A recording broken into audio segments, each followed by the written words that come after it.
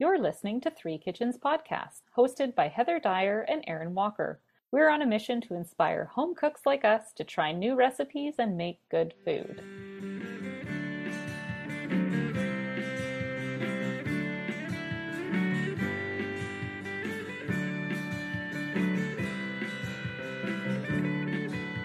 Well, hello and welcome to today's episode of Three Kitchens Podcast.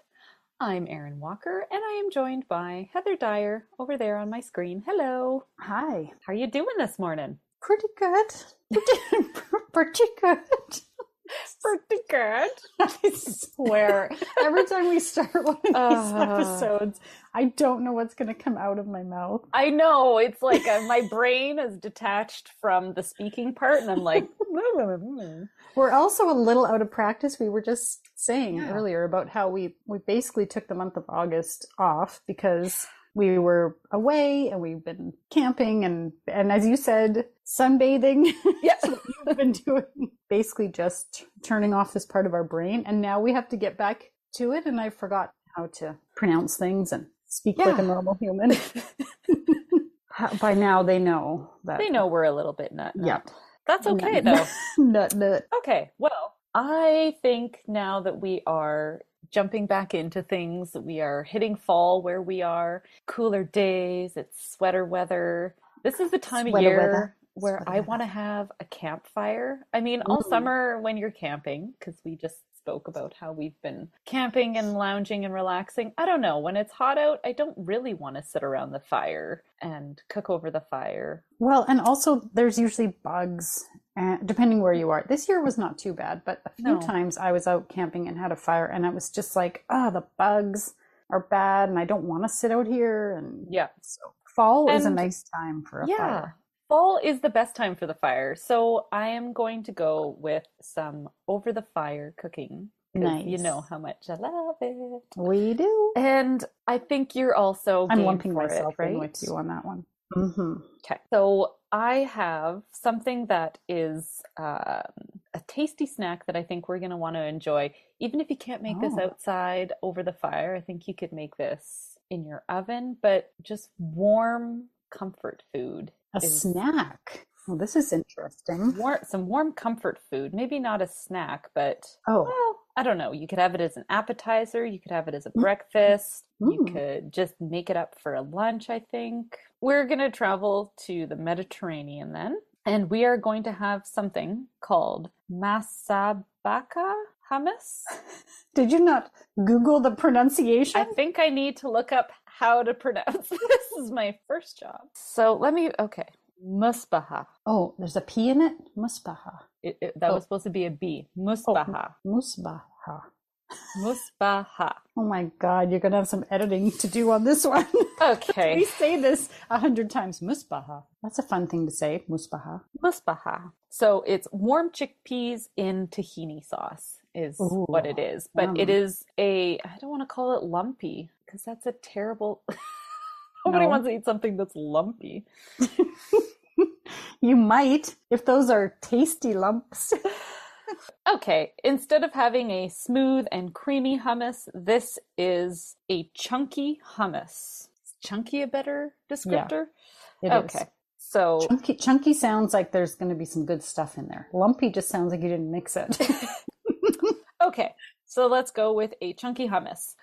So you're going to take your chickpeas, and you can use canned or fresh, and you want to cook them until they're softened. So depending on whether you use dry or canned, this time will change. So I'll go into that once I figure out what I'm using and what I've got. So cook them till they're softened in a pot that has carrots, celery, and onion and garlic. And so you're going to add a little bit of flavor to them as you cook them. And then you're going to mix together a cup of your cooked chickpeas are going to go in with some tahini, salt, water, and lemon. And then you're going to blend those ones up and then mix them back into your cooked ones that are whole. So you're going to have these big chunks of chickpeas with this sauce. And then you want to serve them with a drizzle of some sort of fat, a spice that is flavorful, something fresh herb-wise, and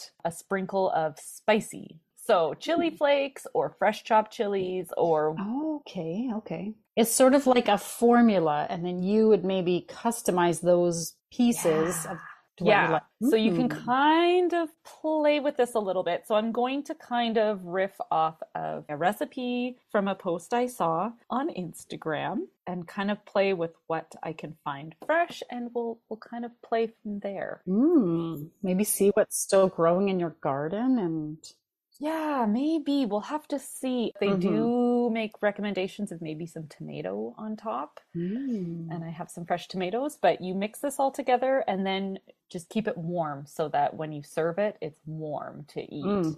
So I'm gonna make this up and then just keep it warming, hopefully by the fire, and then I'm gonna make this skillet bread. Oh, here I was wondering when the fire would come into this. Why are we talking about the fire? Because I'm going to make bread that takes about an hour to rise and double, and then you punch it down into an oiled skillet and you cook it for 3 to 5 minutes per side over a hot fire. Oh, yum. Is this in any way like a bannock, or is that different? I don't think bannock had yeast in it.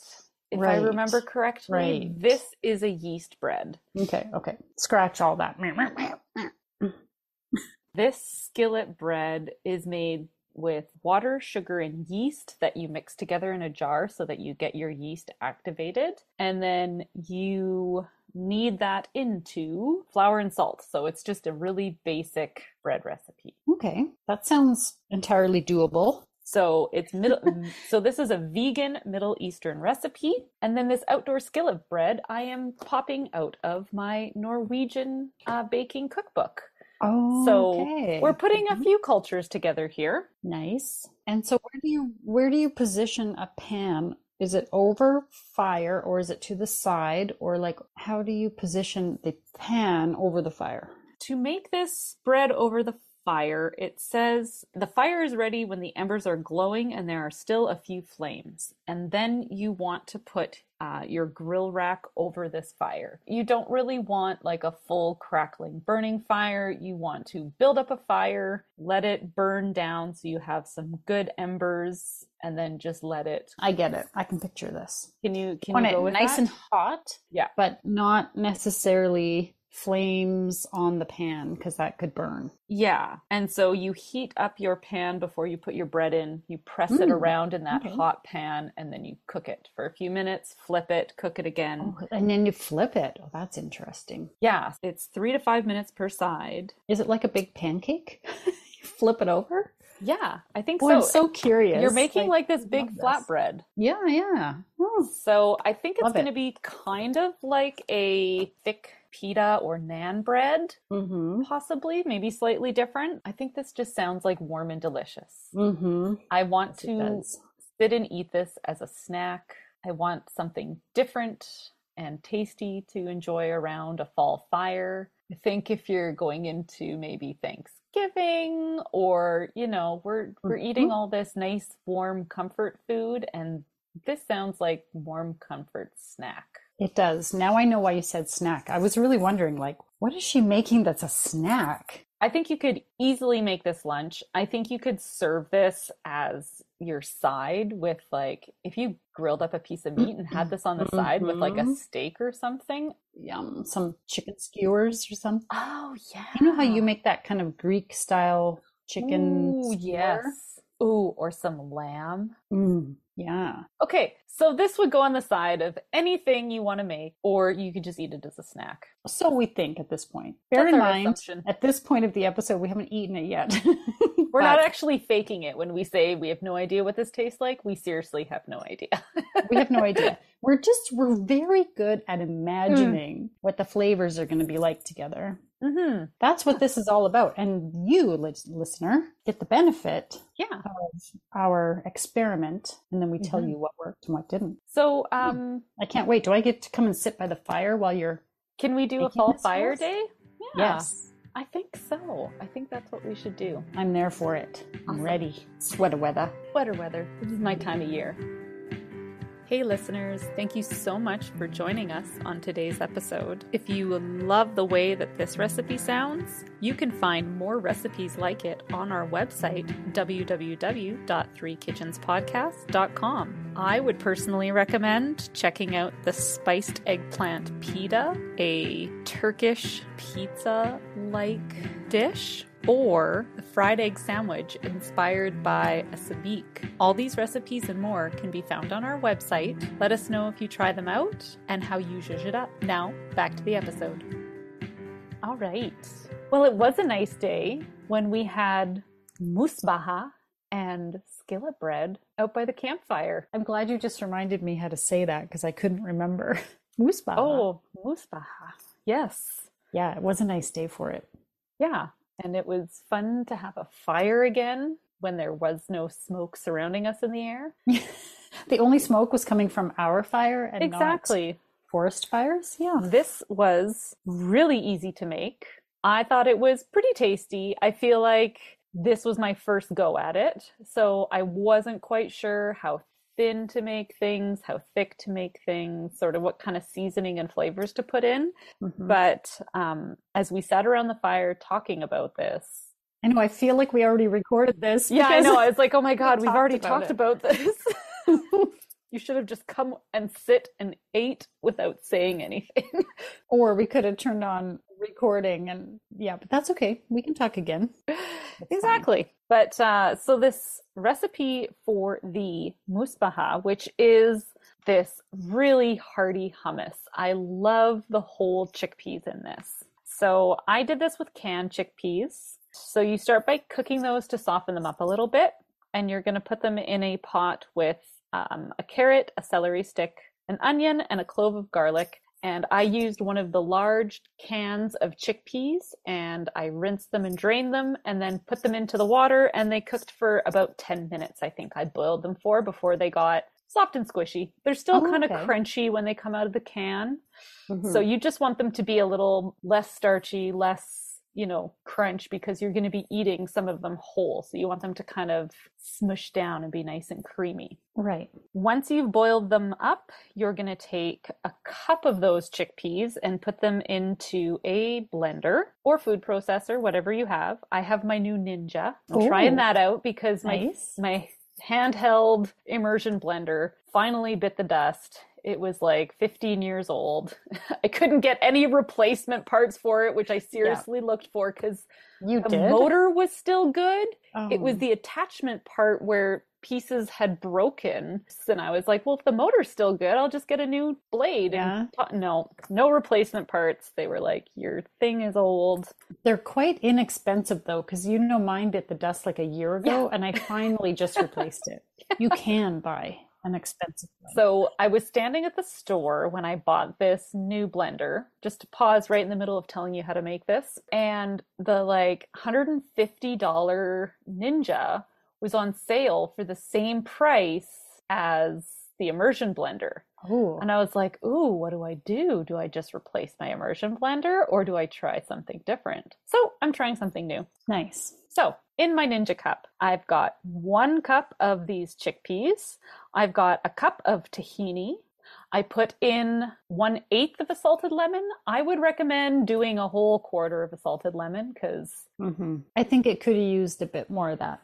It needed more, and more salt too, I think. Mm-hmm. Oh, and the juice of 1 lemon. Okay. I think you could put a lot more lemon juice in there too. Well, sometimes depends on the size and juiciness of the lemon. Well, yeah. You find sometimes you get a recipe and you're following the recipe and it says the juice of a lemon and you're like, okay, and you put it in. It's like, well, actually that was quite a small lemon. This was a tiny lemon. There can be differences, right? You can get giant lemons. Exactly. So you want to reserve some of your cooking water from the pot where you just boiled up your chickpeas in, and you want to add this to the blender and blend all this stuff up until it's nice and smooth. And I would say runnier than I made it because mine was a little bit dry, I found. And I'm not sure if it's because I put it on the fire to keep it warm while we were cooking the bread or what have you. I felt like there could have been some more water. I've never made hummus before at home, so I have never played around with these proportions and stuff. So I would recommend that blend it up, make it smooth, and then taste it and really adjust things around. I didn't do that as much. And I feel like next time I make this, I will. Mm-hmm. And you also want to put that clove of garlic into your blender that you boiled up with your chickpeas. Oh, okay. So you get that. It's a little bit milder then. It's not as in your face as garlic can be. So you pop that garlic clove in there too. And then whiz all this up in your blender. Okay, I'm just going to make one comment. Again, it's according to taste. I think this entire recipe should just say to taste. To taste. Yeah. And the garlic, when you're boiling up those chickpeas, I would say throw in 2 cloves. Okay. Then when you put your one in the blender, you decide, oh, I actually want it more garlicky. Then you've got an extra. Heather, that is a fantastic. My work is done today. Now I will sit back. No, This is Heather signing off. She's done. I'm done. That's a fantastic idea. Yeah, I feel like there could have been just more of all the flavors in this. It was, unfortunately, I felt like it was a little bit bland, but I think it was just my inexperience with knowing really how everything was going to turn out in the end. So yeah, definitely like season that hummus that you make and blend up. Anyway, so once you've got that blended up, you've got your other chickpeas that you didn't blend up, add that blended mixture and mix them in. You've got this you've got this chunky, not lumpy, hearty, not lumpy hummus. And then you get to have a little bit more fun because on top you're going to sprinkle this zaatar spice, cumin, more lemon juice, some parsley. I put fresh tomatoes on just because I was like, hey, I got these yummy tomatoes from the garden. And then Heather and I expanded on like 15 other things that you could really put on top of there. Anything that you like on top of like a hummus, like you can buy those roasted red pepper hummus or roasted garlic hummus or whatever the hell you want to put on there, toss it on top. It's a dip, right? Yeah. So when you're talking about the consistency of it, you want to be able to scoop it up, but remember that it's a bit chunky. You don't want it too dry because it's hard to scoop, and you also don't want it too runny because it's kind of hard to catch all this good stuff that's in there. So think of it, is this scoopable as you're kind of blending and adding, and that's, I think, your test. And maybe even have like a nacho chip or whatever, like a tortilla chip nearby, and try scooping it and see how it holds up when you're doing your blending thing. Yeah. Because I put it in my oven to keep it warm while we did other things, that also dried it out. This was so good. I actually loved that it felt very like a blank canvas, that you can make it like we said, you can add more garlic, you can add more lemon, you could probably add more spice, like if you wanted to throw some chili flakes in there, or I took a bit of it home, and my kids gobbled up that bread. They ran off with it, and we'll talk about that in a minute, but I ate the rest of mine with crackers, Triscuits that I had, and it was tasty. I put some chili oil on top because I love, the not quite chili crisp, but chili oil, the Chinese chili oil. I love that on just about anything. And I like that little bit of the spice of it into this.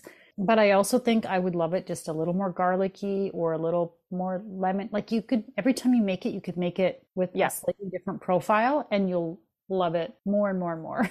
Yeah. And I think you want to go with strong flavors in it. And I think when I did it, it was just a little bit too bland all across the board, but it has potential. Oh, yeah. And it looks pretty. Oh, it's beautiful. And especially when you put those tomatoes on top.